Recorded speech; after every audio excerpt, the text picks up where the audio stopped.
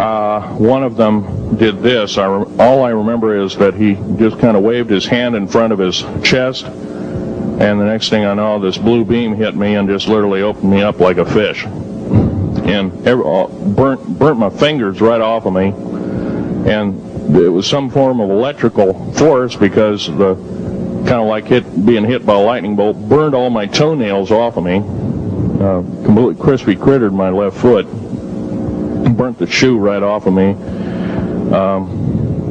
All I remember was the smoking remains, and I'm still conscious, but in and out of, I didn't remember much. And there was a Green Beret that was right behind me that risked his life. In fact, he died. But he risked his life. He shoved me back in the basket and hit the button and took me up. And I wouldn't be alive talking to you today if it wasn't for him. I'm forever indebted. He lost his life.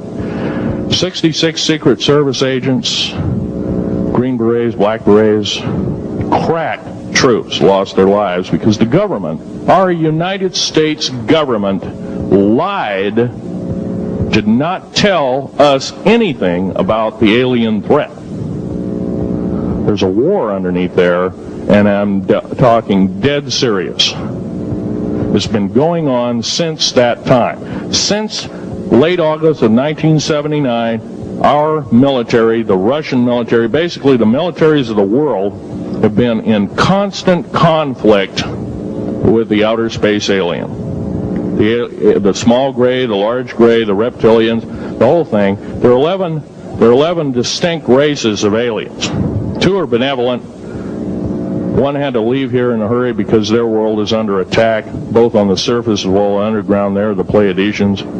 They're familiar. Maybe some of you are familiar with that. Would some of you raise your hands who've heard of Billy Meyer and some of the, very good, about half the group. Well, Billy Meyer is one of these lucky people that they figured, well, he's kind of a simple type, we'll show him everything.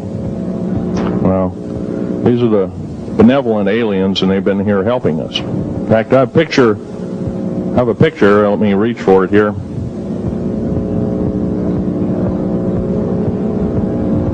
I have a picture of one of the aliens been working for the United States Pentagon for the last 58 years. His name is Val Valiant Thor. He's right here. There's my father in the background. This whole place, the ready room of the USS Eldridge, Al Bielek has probably explained, or maybe even shown you this picture. There's a list of some of the notable people in it. They're all the atomic bomb scientists of the day, all the time variant experimentalists of the day, all the top physicists of that particular day. This was in August of 1943. Now this guy has not changed one iota in 58 years. Started work, he came here, crashed here or whatever, whether he's under duress or not. He started work for our U.S. Navy and military operations in 1937, either 37 or 38 is what I've been told. So it's for 58 years, this man's been employed, probably under duress. If you don't do as we say, we're just going to use you for alien bait or something, I don't know.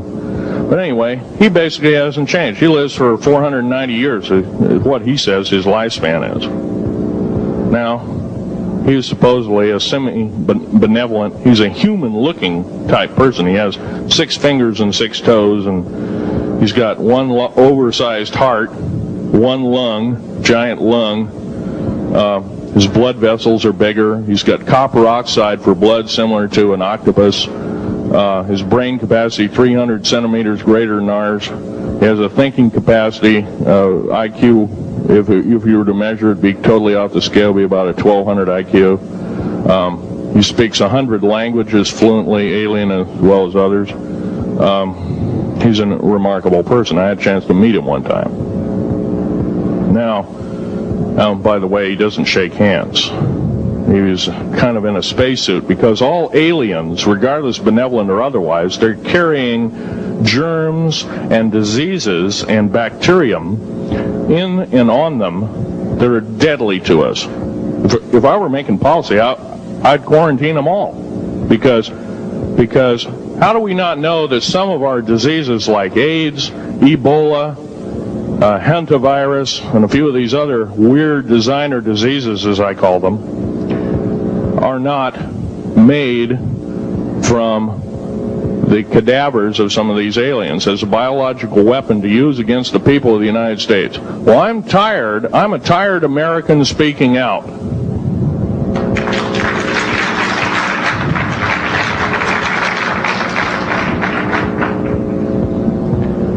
Now, what I'm telling you is kind of almost like a brain overload here. Back in 1946, we set off a number, actually 4 atomic bomb tests at Bikini Atoll. It's a group of islands in the South Pacific. I have an original photograph here with original language on the photograph that shows there is a large alien spaceship off a wingtip of a United States aircraft. It was a drone aircraft right at the point where the bomb was beginning to show a neutron flash cloud. Here's the bomb going off. Here's the airplane tip here, and here is the alien spacecraft. Now, in 1947, questions later, please. In 1947, after Roswell debacle, our military got before the U.S. Senate. They were hauled before the U.S. Senate and says, what's going on here? Well, we didn't know anything about discs until this happened. It flopped in our backyard. Total lie. They lied to the U.S. Senate. They should have been prosecuted as traitors. Anybody lying to a United States Senator or House of Representative, any Senator or House of Representative person, President of the United States, Vice President, any cabinet member lying to the American public is a traitor and should be dealt with in an appropriate fashion. This is actual proof, positive, that this occurred in 1946. Now, U.S. military knew all about flying discs, and flying disc technology is thoroughly early as 1933. Of course, we remember the Germans did too, the Nazi Germans, Hitler and all their bunch of people.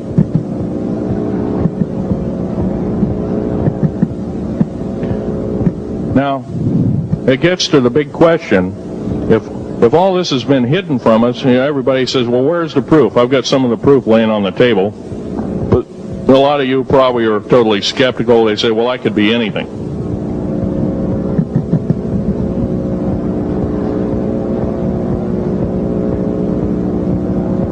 In my hand here, I have a piece of what's called corbamide. It's the heaviest element in the world. Element 140. This piece of material weighs 15 ounces. It's 3.5 times the weight of uranium. It cannot be made to emit gamma rays. It cannot be isotoped. It is totally stable.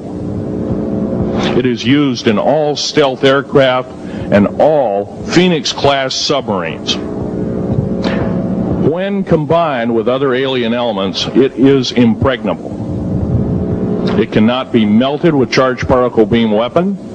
When properly combined in secretive compounds, it can withstand temperatures in excess of 10 million degrees Fahrenheit. It is grown by aliens who have given a good...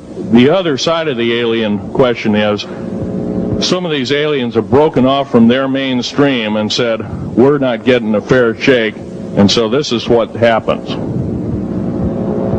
And I'm talking about the alien grays. Some of them broken away. They're talk about not being popular. This particular piece of metal